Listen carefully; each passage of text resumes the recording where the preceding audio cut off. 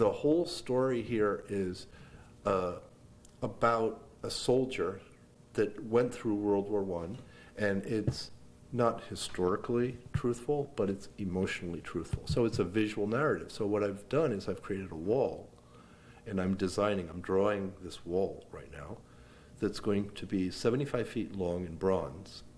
You're going to have close to 40 figures, and in this layout, you're going to have a soldier that travels in time through the war, from leaving home to entering into World War I. So there's going to be a battle scene in the middle. And then he's going to exit World War I as a wounded soldier, and he fights to get back home to his family. So here you have the composite of the drawings that I've put together, and it explains the whole wall, the 75-foot wall. And the scale of these figures will be slightly over life size.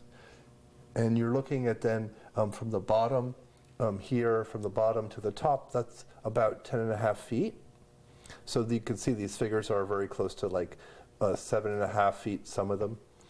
And everything's moving from the left side to the right.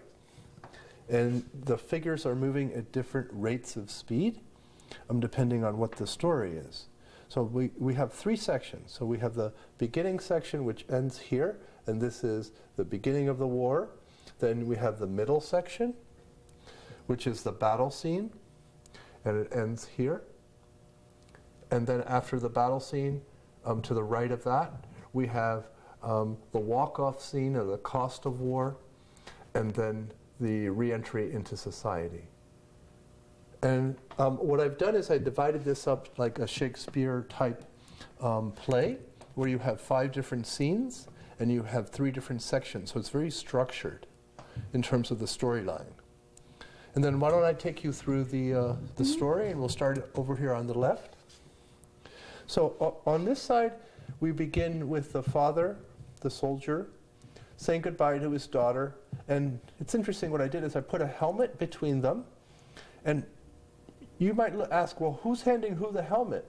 Is the daughter handing the dad or the soldier the helmet, or is it vice versa, where the soldier is handing his daughter the helmet? So she is at the very beginning of the relief, and she's also the very last figure of the relief as well. So she's the future generation, and right behind the soldier is the wife, who is stoically, being there for the daughter and not being emotional. We go to the next scene, and then here's the parting scene where you have the dad or the soldier saying goodbye to the wife.